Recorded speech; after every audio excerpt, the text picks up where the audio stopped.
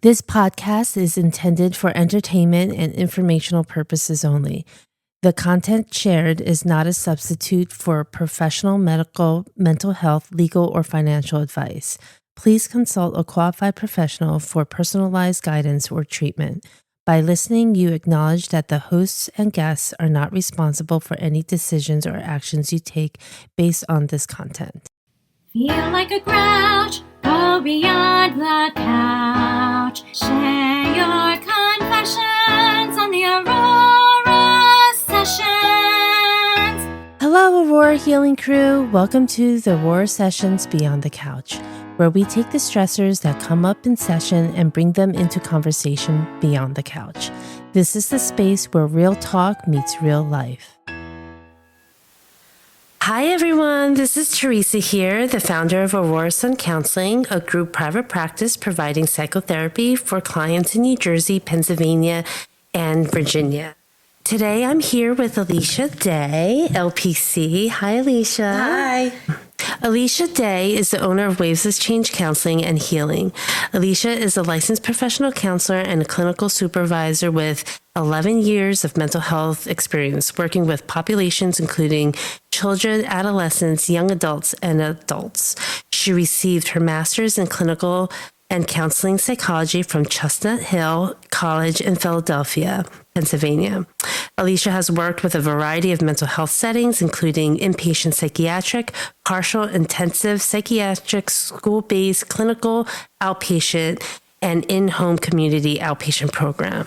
So welcome, Alicia. Thank you. I'm excited to be here. Yes. So I always like to start with how I know Alicia or my guest. And, well, first I try to not butcher their names because somehow I get it wrong. But luckily your name is pretty easy. But so I met Alicia, let me think. I've always heard your name because we used to work for the same agency, different time periods, but the same place. Yes. So we have mutual colleagues. Then I think Karen was like the major shout out for you because it was like Alicia Day this, Alicia Day this, Alicia Day open her own practice, Alicia Day. I was like, okay. And so I knew your name. And then after I heard that you opened your own practice. And then eventually when I opened up my own practice, I think Ashlyn was saying that she told you that I opened up my practice and I see couples. Yes. And then you got excited and you're like, I'm going to refer my couples to you. And you reached out. And from there, I feel like it's been so comfortable and we've been chatty ever since with each other. And it's been such a great support. And I think that one of the things I always think about is that you're good competition. Because, like in a good way. Oh, okay. Because we challenge each other. Yes, we elevate each other in a positive way, but we also support each other too. Yes. And I think that a lot of times when we see women get pitted against each other, I love the other conversation about, no, there's enough room for anybody and that we really need to support each other. So when you like hire another therapist, I'm like, ooh, do I need to open it? Like have another? And I don't know if you have thoughts but then when you opened your, what is it? I know it's a haven. I want to call it Safe Haven. So I refer it as the Wave Haven. Also the Waves of Change Studio. Okay. Which is new. Yeah. Okay. So we'll dive more into that piece of it. But then that got me thinking, oh, okay, brick and mortar, scary, because we've been virtual.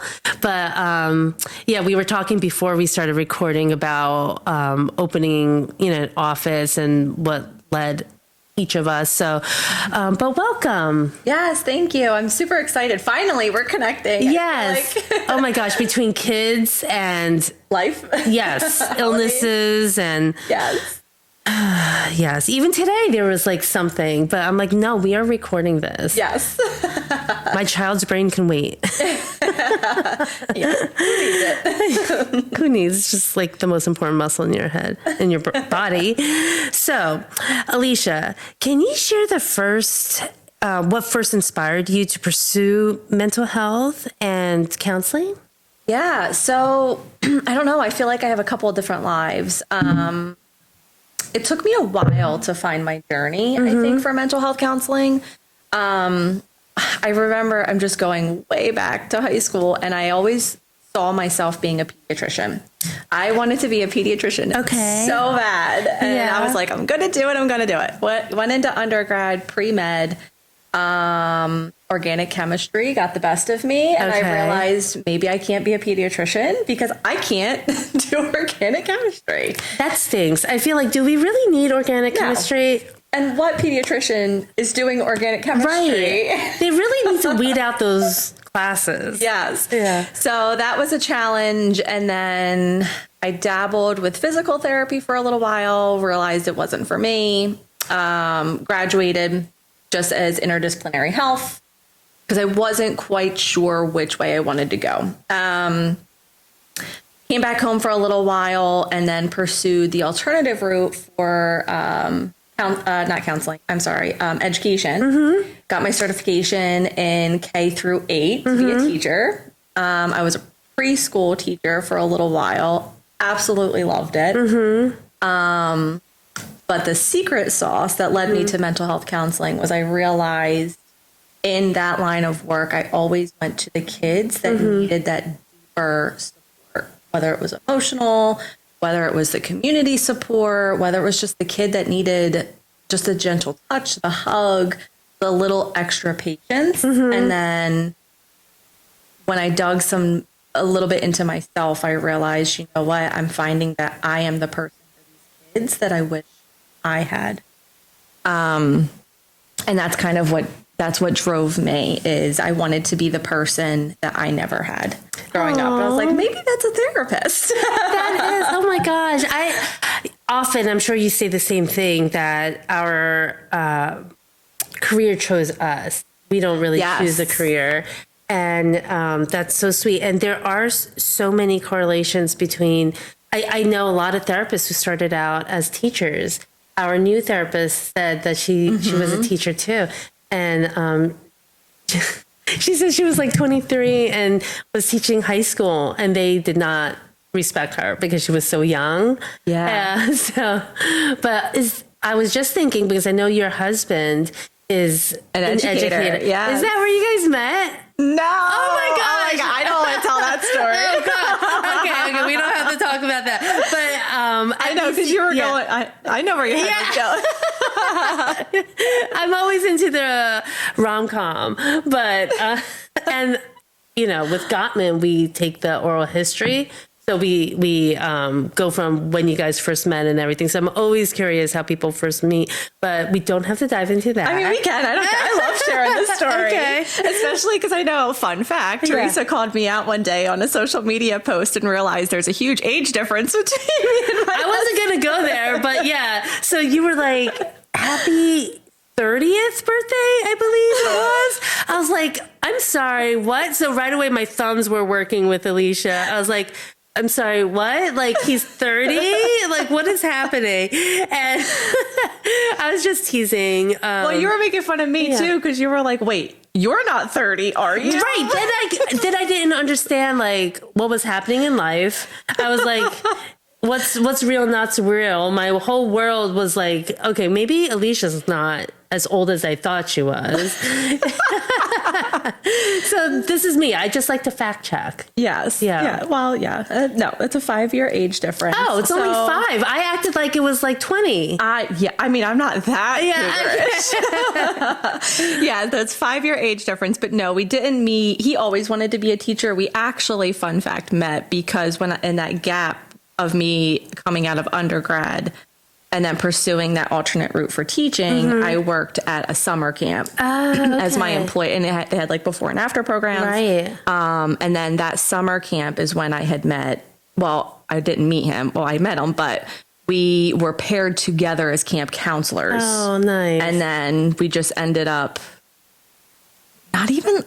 we just liked each other. It wasn't even like that romantic though. It was just like we just were able to talk, whatever. We both were in very long-term relationships. And then we'll decide later. And then there was a really bad day at camp. Just the kids were wild. It was summer, how unorganized. And I had said to him, I said, hey, do you want to go to happy hour after this? It's been a long day, long week. And he said, I'd love to, but can I take a rain check? Sure, no problem. What's going on? Well, I'm not of age to drink yet. Oh my I said, God. Are you at least an adult? And he's like, yes, God. I just can't drink yet legally. Are you like a camp counselor in training or? Right. No, he was a full-fledged adult. There was just not 21 yet. Okay, that's awesome. That's great. Thank you for sharing that. Sure. So you've worked, when I read your bio, in a whole wide variety of settings, inpatient, school-based. What do you think that brings or helps you in your practice today? Oh, that's a really good question. You know what? I don't know. I feel like I even tell my associate and my provisional counselors this. I give credit to everything I've done to be the clinician that I am today. I think it really takes a challenge in all of those settings to build your clinical skills. You need to learn what a crisis is. You need to learn what an emergency is. You need to learn how to make DCP&P calls. You need to learn all of these things and family dynamics. I mean, you see that at these different levels of care. And I think it really shapes clinically how sound you're going to be. Yes. I think it was a couple months ago, one of my provisional counselors was like, oh, well, I want experience in this. I'm like, then get into some of the community mental health because that's where you're really going to drive and learn these skills. So I give credit to my history of just all of these jobs. That is one thing that I also preach, quote unquote, to people for the ones coming up and getting their licenses. You can't just do outpatient mental health in a private practice for your entire career. You can, a lot of people do, but you're so, you don't really know what it's really like out there. And it's learning from the agencies, the higher level of care, like everything you said that helps you make those judgment calls when you're in private practice, when it's by yourself and you have to make those calls. And it's so true. And my hardest adjustment was actually to private practice because when you're in that world of like inpatient and intensive in-home and everything is always like just quick decisions, suicide crisis, or like doing all the things, right? Or like being able to navigate 7 different things. And where my biggest adjustment was private practice and learning like, not everything's an emergency. Yes. Sometimes you get a little bored too. You're like, dang, I really won. But also the vast variety of professionals that you have access to when you're in an agency or in a hospital, all that learning that you get from a psychiatrist. We'll always remember him, Dr. Kaplan from Atlantic Care. He helped me after my intakes, help me differentiate the diagnosis. Like, why do you think it's bipolar 1? Why do you think it's bipolar 2? And help me without making me feel dumb to get to that. And not only that, but teaching. Yeah, I had that clinical challenge too, was I need you to convince me why it's this and not that. Where's the evidence? Teaching me how to do an intake, which I think is probably the most valuable part of starting out sessions. But not only that, having the access to a psychiatrist or some sort of doctor to also educate you on these medicines that people are on. Yeah. I think that helps you too, and how to also monitor, hey, I think you're having a side effect. Maybe you need to go to back to your psych, or, this wasn't new 3 weeks ago. You know what I mean? Like, I don't know. I just think it's clinically a really good practice. Do you find, I know this is kind of off topic and then we'll get back on topic, but I always find it's almost a joke that when you hire somebody from the agency or another level of care, it's almost like they're breaking out of prison and they don't know how to live in the community, like therapist wise. Yeah. Because they're asking questions like, is it okay if we do this? Is it okay? Do we have to do this? I'm like, it's okay. I'm not going to yell at you. Yep. Like what was going on? That it's almost like, yeah. So what motivated you, speaking of private practice, to transition from working, I believe you said you worked, I'm not going to say the name, but another agency. And then from there, you decided to open up your own private practice, Waves of Change Counseling and Healing. What convinced you that that was the way? Some of it was family driven. At the time, there's a couple different factors that went into it.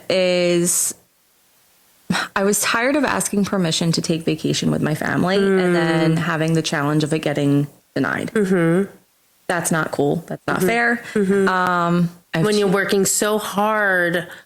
Right. Yeah. And they're preaching, don't burn yourself out and engage in self-care. Well, that gets challenging because you're also equally telling me, I'm out of sick time because my kids are sick. I'm not using it on me. I'm using it on my kids. Or you're telling me there's not enough PTO for that. Or, oh, sorry, this person's already off, so this person can't be off. I don't know, something just didn't sit well with me. Yeah. Also, the value of, I really wanted to create a team that I was proud of. And I felt like there were certain levels of just not being able to accomplish that at some of the settings that I was in. And that's whether it's because, I was already in a supervisory role and maybe there was just no opportunity for that type of growth because that wasn't that department.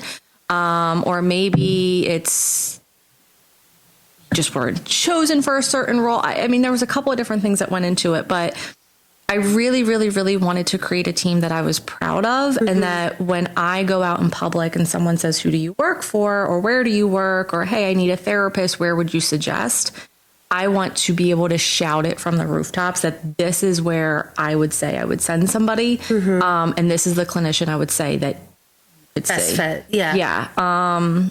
I also, it kind of ties a little bit into my educator background. I love to teach. I love to challenge. I love to do all those things. So I feel like I was like, you know what? It's time for me to go and pursue my long-term dream of opening my own practice. And then it just kind of went from there. Awesome. Yes. That's a wonderful story. And it makes sense. So your approach emphasizes developing strong therapeutic relationships and leverage with the client. So we call it the therapeutic rapport. Can you talk to me why this was is such a central part of your work? Yeah, I want to say I've always been good, I think, at building rapport with my clients. And that's because I'm also, as you can see, human. I have stories. I have fun facts. I'm realistic. I do tell my clients, especially new clients that'll call for a consultation, they'll say, hey, like, this is what I'm looking for. I'm also very transparent. I'm transparent as a boss, as a supervisor, as a clinician, as a mom, as a human, right? And I'll tell potential clients, I will call you out. I will challenge you. I don't know how to be blunt to save my life. And if that is something that maybe does not work for you, because we're humans, right? Some of us we're not comfortable with confrontation and being called out. If that doesn't work for you, then maybe, I'll help refer you to somebody else. But if that's what you want and that's the challenge that you need, let's try it out. Yeah. Let's challenge each other, because that's the other piece too, is I also want my clients to challenge me too. So I think, but that's that rapport or that relationship that we're talking about. Trust. Building, right. Because if you don't have the trust with each other. Right. And that safely you can also learn how to navigate constructive criticism. And I think that's what I really appreciate too, even with my team. When I'm giving feedback to my associate level clinicians, I want to give that constructive feedback. I want you to understand where that weak point was, but then I want to challenge you to fix it, repair it, show me that you've learned from that, as opposed to just telling you this is wrong. Right. Figure it out yourself. Right. Right. Like you need, that's because otherwise it's also dangerous in the long run if they don't know why they're doing something and just like listening, taking orders or whatever. Right. Right. And I like that for clients too, to feel like they can also come to session.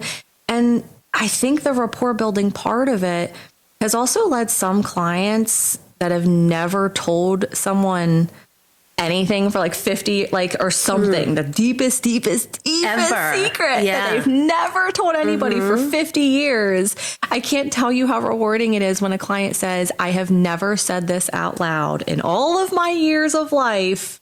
You are the first person to know. Well, trust me, that's so valuable to me. I would never hold that over you. Right. But that means the world to me that like, wow. It's so humbling when that happens. Oh my gosh. Like, I can't believe, because I think a lot of us have imposter syndrome. Well, yes. I'm like, why? I think my whole family thinks like, why would anybody come to you to talk about their stuff? But so when someone opens up like that, it's, oh my gosh, maybe I am okay at doing this job. Yeah. Well, and I think because some of that is too, I've heard before some people would say, you know, I'm ashamed to say this out loud, or I feel guilt because I say this out loud. And I'm like, there's no judgment. Like, you're right. And it's one thing for you to say it. And this is, again, something that we bring up sometimes in the podcast is AI. AI wouldn't be able to like show the empathy of like, I'm not judging you. Right. Like, to help you remove the shame, to help you feel safe to say something. Right. And you figure if you're thinking about emotions, shame and guilt are very complicated emotions. So like go to your chat GPT and let me know how you make out. Exactly. So as far as when you are being like your therapist role, do you have, and you don't have to go into like school and what they taught us, like CBT or ACT or whatever, but what is your favorite modality or approach besides being transparent with your clients? Well, CBT is a go-to. I think all of us have some sort of core in that. I'll be transparent with my weakness is DBT. Oh, I know. That's one of my goals because DBT is like popular now, right? Yes. Like trending or whatever, but it is actually really a great, like the little that I know about.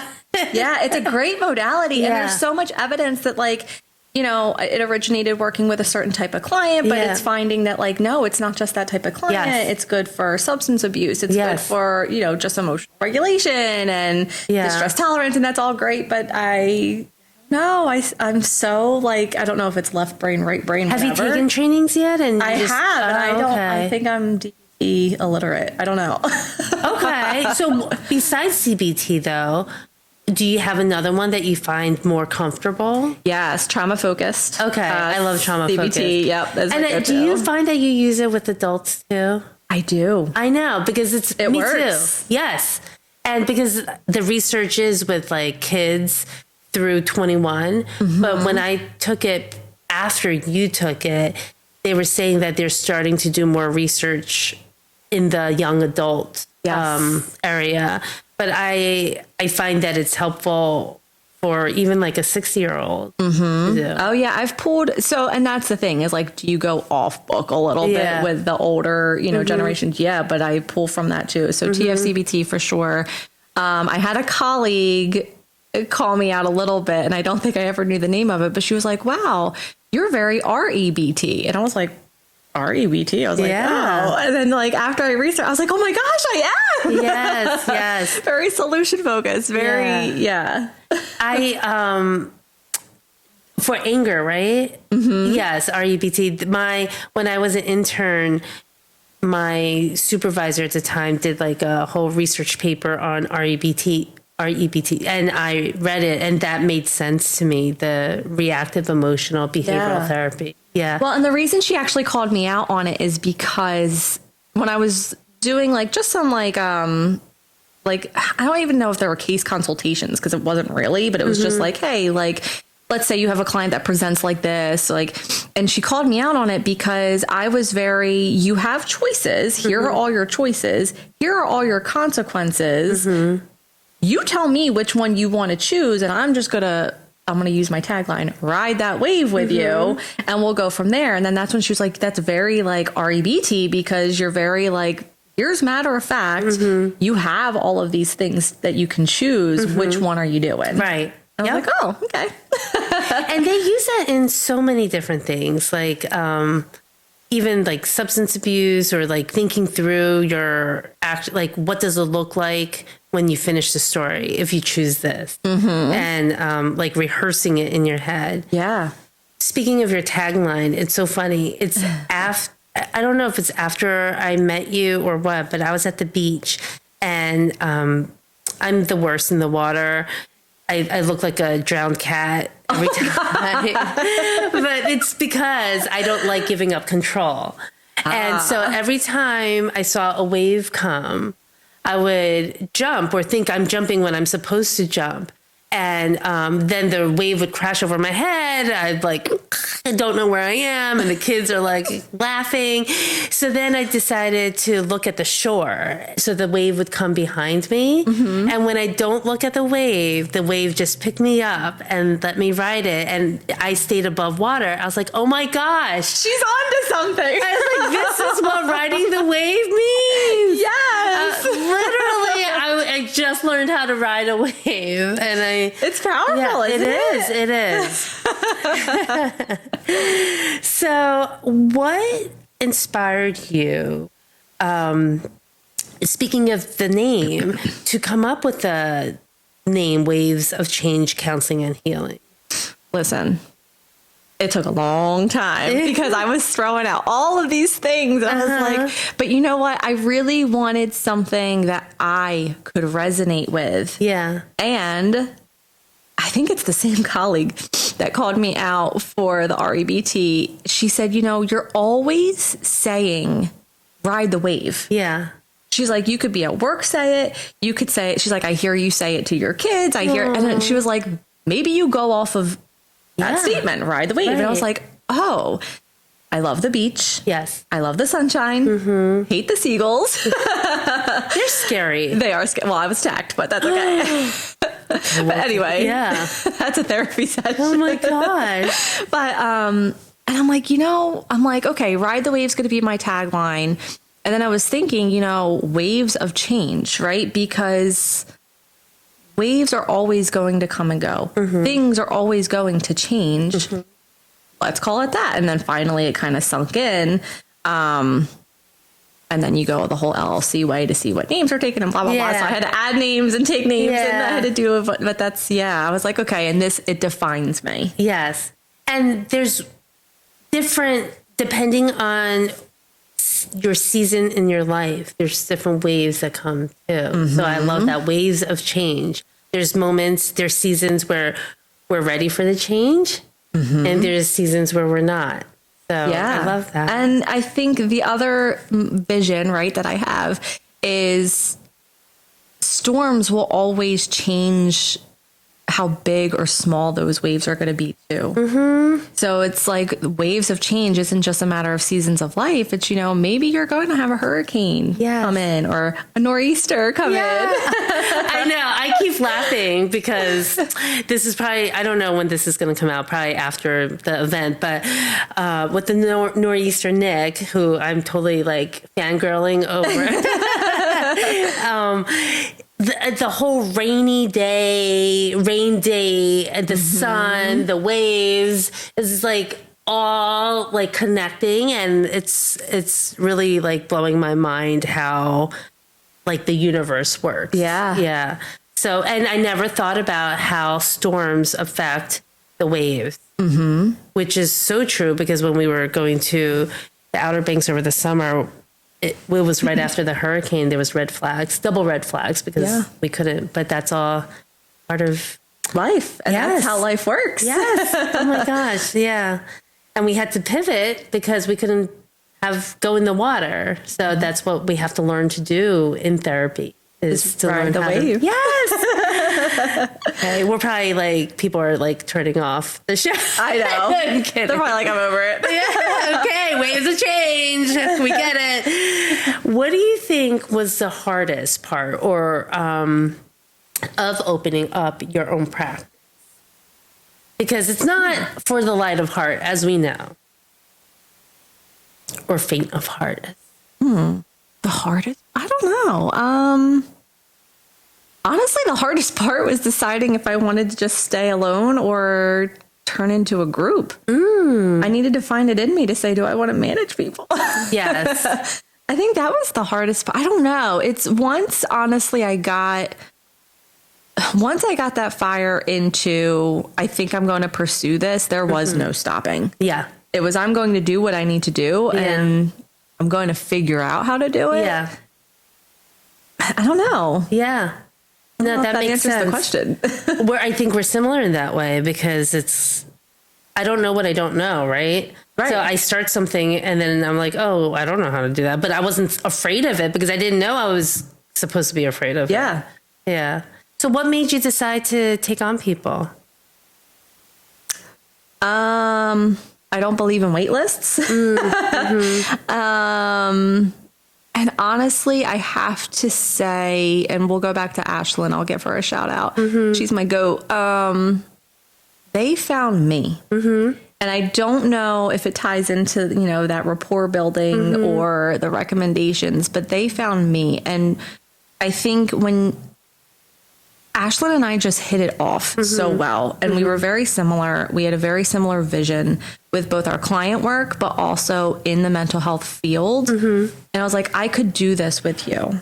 I could build this with you. Like we could be something. Like I like you enough to do this. Right. Yeah. Right. And to the point too, that I was like, wow, you're a human too. You're a mom. You have littles. Like you're transparent too. Right. And I was like, we could do something with this. And then it just, like I said, and then everyone just kind of found me and then we just built a family and I was like, okay. Yeah. That's, it's funny because and now my staff doesn't believe me. I'm like, I'm done hiring. We're not hiring anymore. And they're like, okay, Teresa. I don't believe you, but, okay. So as far as, I want to know more about the Haven. Yeah, let's talk about it because that's my passion project right now. So tell me how that developed and what was the hardest part of opening that up and what is it? So tell me from the beginning. Yeah. So when I went into, I'm going to build a practice, my very long-term goal was mental health is not and should not just stop at mental health, right? Our physical being, our mental being, our spiritual being, our emotional being make us all one thing.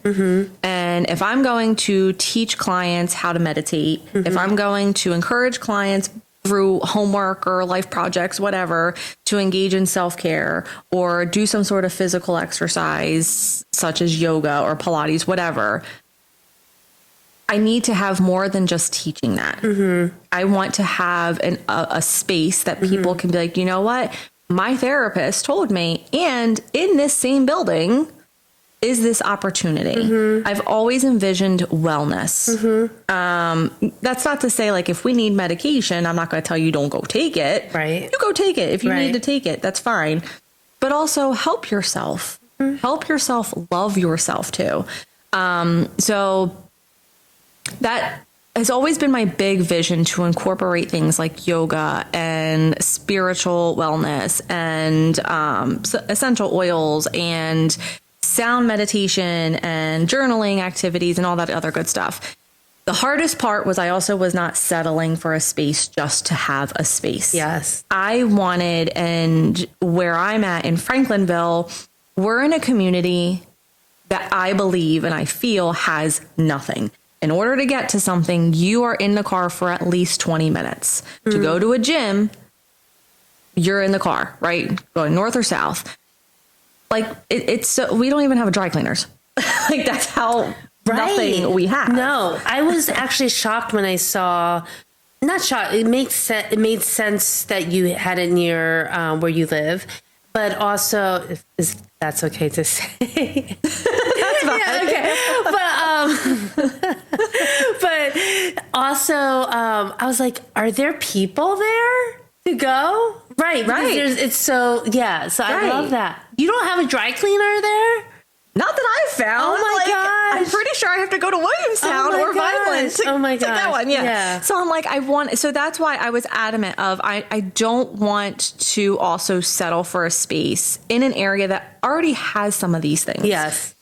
And our community deserves it, right? Like everyone deserves to try yoga. Everyone deserves to try a sound meditation.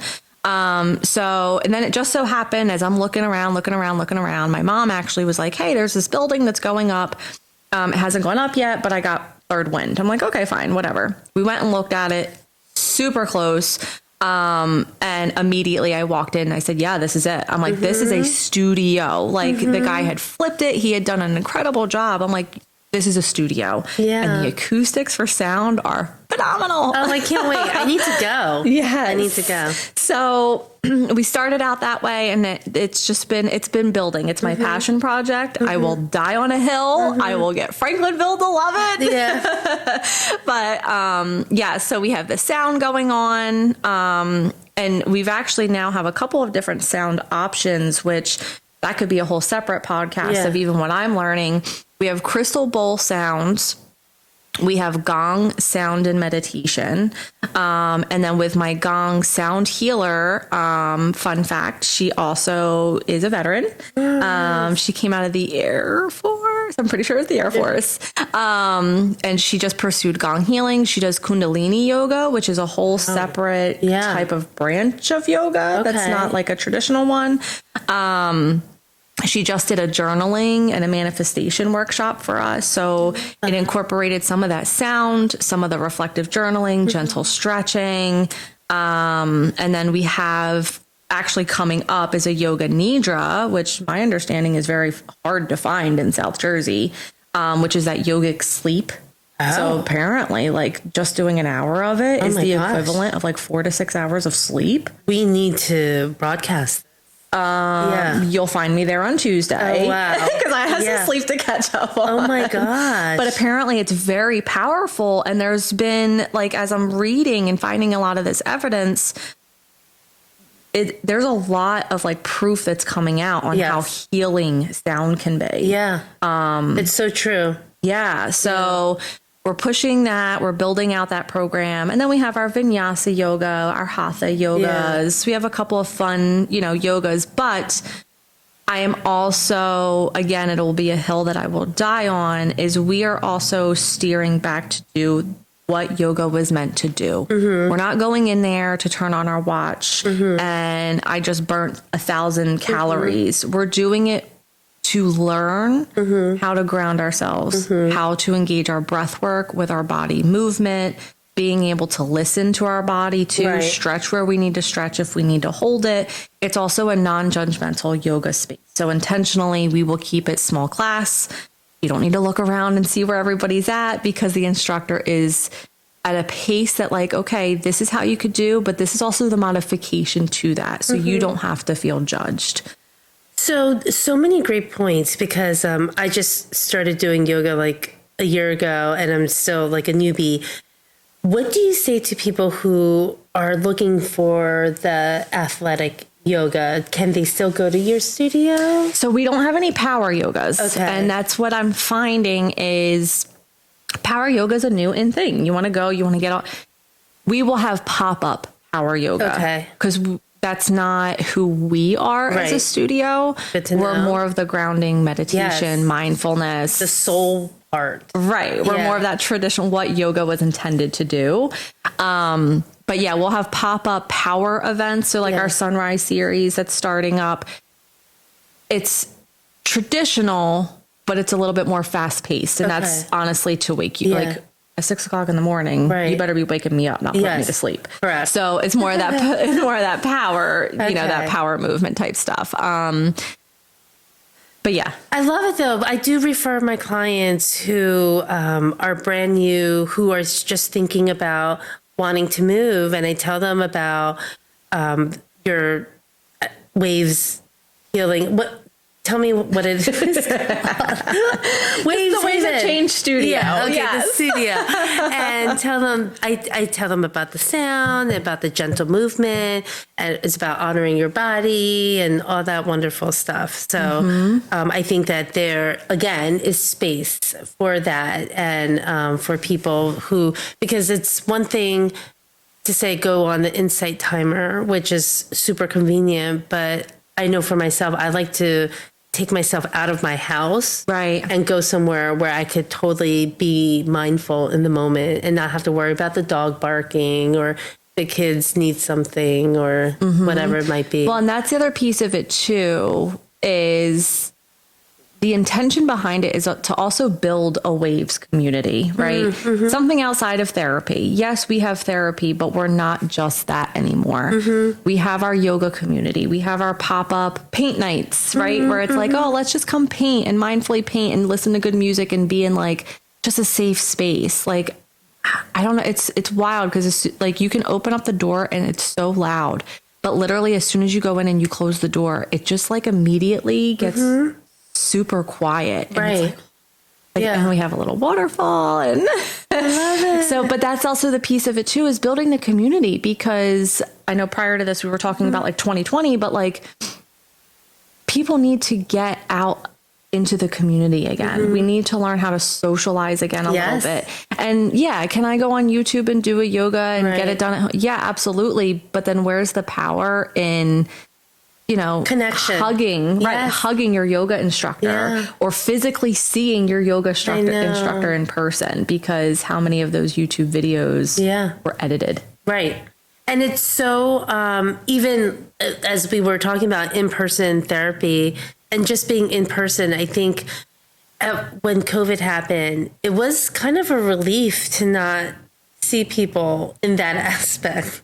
As much as it was isolating, there were parts like the pressure of not having to go to all the parties and baby showers and all the stuff.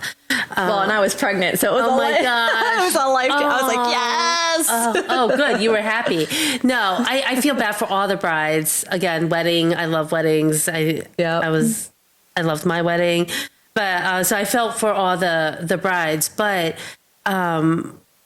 along the lines of, I think we overcorrected in that way. Like, not overcorrected. We needed to do what we needed to do. But now I think it's time that we go back to how precious it is to have that community and to be able to talk to people. I just saw a video this morning. My friend Maria, she posted she just got back from the Philippines and how the malls in America are dying. Like food courts, stores are closing. And this guy went around in the Philippines. Why is it thriving there? And people go there to have connections with people. They meet up with their friends. It's a place where they can eat with other people. And I was like, oh, I do miss that part. There's like nowhere for people to go anymore. Yeah. So they could go to your Wave studio. That's another place. I know. If you were to pick like a rewarding moment in your career so far, what would you say? I know there's probably so many to choose from. But the most rewarding. Oh, that's a really hard question. What's your rewarding moment? I'm not used to, listen, you therapist. Oh my gosh. Because there's so much of it, right? It's seeing your own personal growth. It's watching your team grow. It's watching your clients graduate. There's waves of those moments. Right. Like there's just, I don't know. I can't answer that question because there's not just one reward. It depends, like everything's rewarding. Like you have your setbacks, but then when you see the like graduations, even honestly, the clients that say just just a simple thank you. Yeah. Like I never saw it that way is rewarding, right? Like, yeah. I don't know. There's so many things. It is like the more I'm in this field, the more I'm in love I am with it. Yeah. Maybe I'm just having a good day today, but but even this, like I never thought we were gonna like have a podcast and like invite people and have conversations. Right. But I really think that from being a therapist, you value those conversations and see like, well, other people should hear how wonderful people are and what they're doing in the community that we live in. And yeah, so the connections with people is what I'm hearing. What about, I guess, for your family? Because a lot of us, they say like, I'm at my kids' events all the time. Yay! I could do their field trips. I could do their Christmas. Like it was so actually one of the things somebody, I think it was my brother-in-law actually, because I took those 2 weeks of Christmas break. Yeah. That all the parents tend to scramble with what am I doing with my kids because I have to work. And my brother-in-law was like, so what do you do? And I was like, I'm quote unquote off. Like the business isn't closed. I'm just not seeing clients. Why? Because I have that choice. I'm spending the 2 weeks with my husband and my children because I can. yes. And that is like, oh, and my boys love it. Aw, and when you need a break, you just go over to your studio. Yes. Yes. That's awesome. Yeah. So it sounds like it gives you a balanced life. And that's also rewarding too. Yes. Yeah, there's just so many. Yeah, great. What do you do to maintain your mental health while supporting clients? I like to read and get lost in a good book. I'm a fan of Frida McFadden. Psych thrillers. Yes. I have not seen her movie yet, though. I think I'm reading one of her books right now. I can't find my Kindle since vacation, but it's not an excuse to not read it. But it's about a psychiatrist who died, and this couple went to go see it. But I want to say Don't Tell Me Why. yes, Something like that one. Yeah. Yep. That was a great book. Okay, good. Yeah, I know. I want to find my Kindle so I can continue reading it. Yeah, that is, it's like, yeah, I love it. She just found the tapes. Yeah. Everything. It gets better from there. Oh my gosh. Okay, can't wait. Okay, so reading. You love reading. Yes. Although, I haven't picked up my Kindle in a while. I have to finish her Intruder book. It's taking me forever to get through it, but that's just because life, not because it's boring. Is there something wrong with us that we like psych thrillers and we are therapists? No, because I'll watch Criminal Minds and I'll pick apart people. I'll watch Law and Order and I'll pick apart people. Maybe it's the internalized sociopath in us. I don't know. So I'll do that for fun. I'm back into New Year's. Running. I saw that. I am. Yes. I signed up for my first 5K. That is the first 5K. It'll be in 2 years. Wow. Which one is it? I'm doing the Phillies one. Oh, why not just start off with the Philadelphia? Right. 5K. What is wrong with you? So I'm doing the Phillies one. Okay. And then I think in April, we're going to do one down in Smithville nice. in honor of first responders and veterans. Nice. And then I want to add 1 or 2 more in there. Who's we? Your husband? Yeah, sometimes I'll rope him in there. Okay. The one in April, though, we're doing with my cousin and her husband. Okay. Yes, because my husband's poppy had just passed away. So this one is in honor of veterans, and he was a veteran, so we're going to run. Yeah, in memory of him. How are you training for it? Do you do the couch to 5K thing, or what do you do? I just kind of go to the gym and I'll put it on an interval, and I'm like, I'm just going to run for a little, just go walk for a little. Okay. And hope for the best. Nice. I love how go with the flow you are. Yeah, I'm just going to hope I'm alive at the end. I don't know. And let's see, we're coming to the end. What advice do you give to other therapists or anybody in a caregiving role, and specifically about setting boundaries and preventing burnout? What advice would you give them? It's okay to say no, and it's okay to put yourself first. I would say is probably my biggest. And I'm thinking even just more or less in that caregiver role, you cannot give 100% to somebody else if you are not 100%. Right? So in order, you have to take time to make yourself 100% so that you can be the best caregiver. I'm thinking of that as a mom. You know, a lot of times I'll think to myself, like, you have that guilt and that shame. Oh God, I took some mommy time. I did this and I should have did this and I missed out on that. But also at the end of the day, I can't be the best mom that I want to be if I don't take some of that time to also restore my own stuff. Right. Fill my own cup a little bit, because then all you're going to do is continue to burn yourself out. So that's whether you're a therapist. How do I give to so many people if I can't even give to myself? Right. If I can't love myself, how do I love somebody else? One of Ariane's favorite quotes is, "You can't pour from an empty cup." Yeah. And it rings through my head so often because it's true. If we don't have it, you can't give to anybody else, or the version that you're giving can be harmful. Right. And it's the social media meme. I'm sure everybody has seen it, but it's the one with the cell phone where we plug our phones in every night to allow them to recharge. You would never let your cell phone die.